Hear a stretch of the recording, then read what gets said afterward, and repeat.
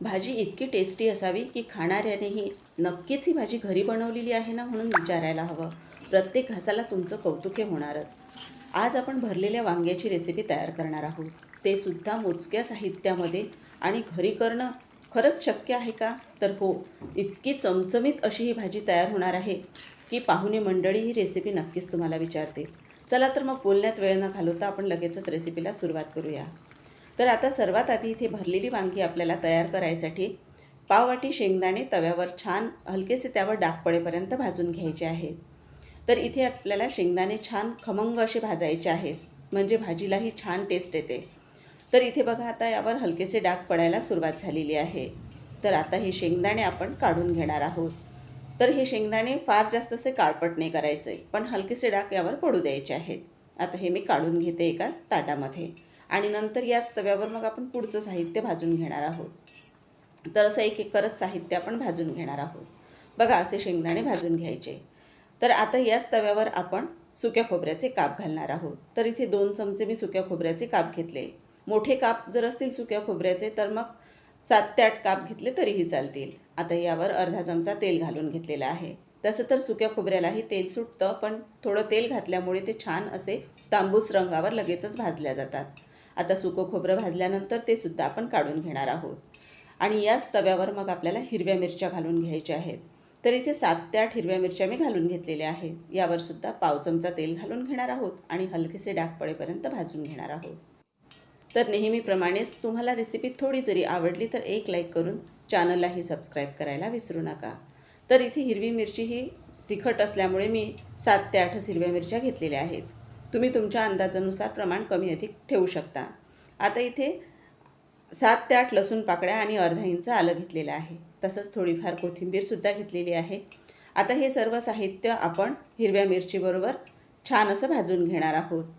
तर इथे आता हे सर्व साहित्य भाजून झाल्यानंतर आपण काढून घेणार आहोत.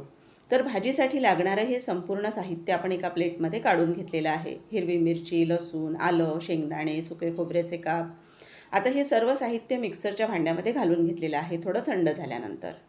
सोबतच इथे आपल्याला अर्धा चमचा जिरे घालून घ्यायचे आहेत आणि आता यामध्येच आपल्याला कढीपत्त्याची पानंसुद्धा घालून घ्यायची आहेत. तर इथे 8 ते 10 कढीपत्त्याची पानं मी घेतलेली आहेत आणि अगदी पाव चमच्याला थोडी कमी एवढी हळद, पाव चमचा धना पावडर घेतलेली आहे आपण. त्याचबरोबर पाव चमचा कांदा लसूण मसाला घेतलेला आहे. आता यामध्येच आपल्याला चवीनुसार मीठ घालायचं आहे आणि हे सर्व आपल्याला बारीक करून घ्यायचं आहे. पण जास्तही बारीक करायचं नाही, असं थोडं जाडसरच ठेवायचं आहे. इथे कुठेही पाण्याचा वापर केलेला नाही.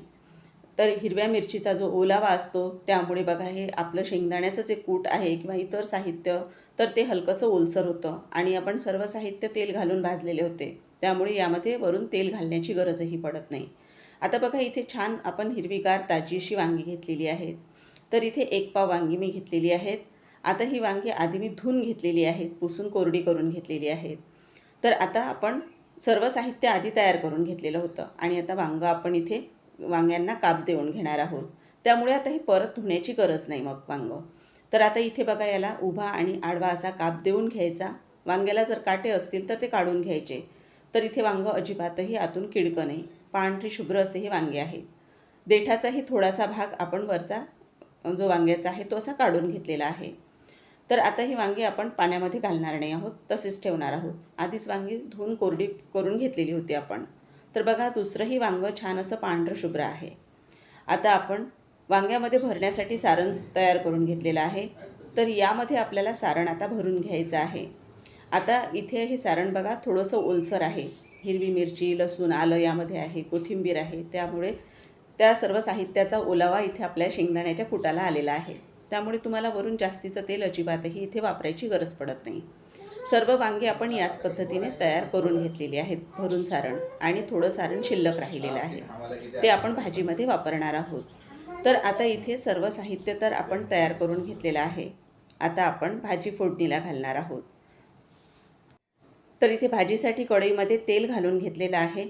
तेल गरम झाल्यानंतर एक एक करत वांगी आपल्याला यामध्ये अशी ठेवून घ्यायची आहेत. तर पूर्ण वांगी आपण या तेलामध्ये ठेवून घेणार आहोत. आता यावर आपल्याला झाकण ठेवायचं आहे. झाकण ठेवल्यामुळे छान वाफेने वांगे शिजली जातात. तर इथे आता आपण 2 ते 3 मिनिटासाठी झाकण ठेवलेलं होतं. यावरचं झाकण आता काढून घेणार आहोत आणि वांगी आपल्याला दुसऱ्या बाजूने सुद्धा पलटवून घ्यायची आहेत, म्हणजे दुसऱ्या बाजूनेही छान ते भाजले जातील. तर असंच आलटून पालटून आपल्याला ही वांगी छान भाजून घ्यायची आहेत. परत आता यावर आपल्याला झाकण ठेवायचं आहे आणि छान याला एक वाफ देऊन घ्यायची आहे.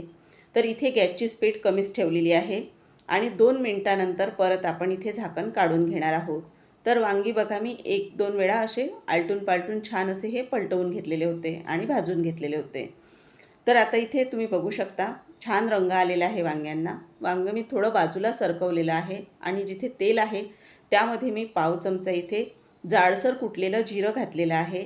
त्याचबरोबर पाव चमचा गरम मसाला घातलेला आहे आणि पाव चमचा इथे लाल तिखट वापरलेला आहे. तर इथे आपण अगदी पाव चमच्यालाही थोडा कमी एवढा मी हिंग वापरलेला आहे. आता हे कोरडे मसाले भाजीमधलं जेवढं काही तेल आहे ते तेवढ्या तेलातच आपण परतून घेणार आहोत. आणि आता नंतर मग सर्व वांगीसुद्धा छान एकत्र करून घ्यायची आहेत, म्हणजे सर्व घातलेले कोरडे मसाले वांग्यांना लागायला हवेत. आता इथे आपण हिरव्या मिरचीचा आणि लाल तिखट दोन्हीचा वापर केलेला आहे. तर आता उरलेलं सारण यामध्ये घालून घेतलेलं आहे. आपण हिरवी मिरची तिखटासाठी वापरलेली आहे आणि लाल तिखट वापरलेलं आहे ते रंगासाठी वापरलेलं आहे. आता यामध्ये आपल्याला पाणी घालायचं आहे. तर इथे पाणी गरजेनुसार घालायचं आहे. तुम्हाला कितपत भाजीतील ग्रेव्ही पातळ दाटसर हवी आहे त्यानुसार. पण अजून वांगीही शिजवून घ्यायची आहेत आपल्याला. त्यामुळे मी इथे जवळपास अर्धा ते पाऊण पेला पाणी घातलेलं आहे आणि मिक्सरच्या भांड्यामध्येही थोडं पाणी मी घालून घेतलेलं आहे इथे. तर ते पाववाटीच्या जवळपास पाणी घातलेलं आहे. आता यामध्ये आपल्याला मीठ घालून घ्यायचं आहे. सारणात तर मीठ आहेच, पण आपण जे वरून पाणी घातलेलं आहे त्यामुळे वांग्यांना बाहेरूनही छान टेस्ट येईल आणि ग्रेव्हीलासुद्धा छान टेस्ट येईल मिठामुळे. बारीक चिरून घेतलेली भरपूर अशी कोथिंबीर घातलेली आहे आणि आता सर्व आपण वांगी व्यवस्थित एकदा छान हलवून घेणार आहोत आणि यावर झाकण ठेवून चांगले वांगे शिजवून घेणार आहोत. तर इथे आपण 3 ते 4 मिनिटासाठी झाकण ठेवलेलं आहे आणि आता भाजी शिजल्यावर बघूयात. तर आता झाकण उघडून दाखवते तुम्हाला. तर इथे बघा भाजीच्या रंगावरून तर वांगी छान शिजलेली आहेत असं दिसत आहे आणि जास्तही अगदीच पूर्ण गाढ होईल असे वांगे शिजवायचे नाहीत, कारण भाजी गरम असल्यामुळे ते अजूनही चांगले शिजले जातात. तर बघा अगदी झटपट असं घरगुती साहित्यामध्ये भरलेलं हे वांगं तयार झालेलं आहे. वरून जे आपण लाल तिखट वापरलेलं होतं त्यामुळे भाजीला बघा किती छान रंग आलेला आहे. तर तुम्हीसुद्धा नक्की एकदा करून बघा. चॅनलवर नवीन असाल, अजूनपर्यंत चॅनलला सबस्क्राईब केलं नसेल तर नक्कीच एक लाईक करून चॅनललाही सबस्क्राईब करायला विसरू नका. पुन्हा लवकरच भेटूया. तोपर्यंत धन्यवाद.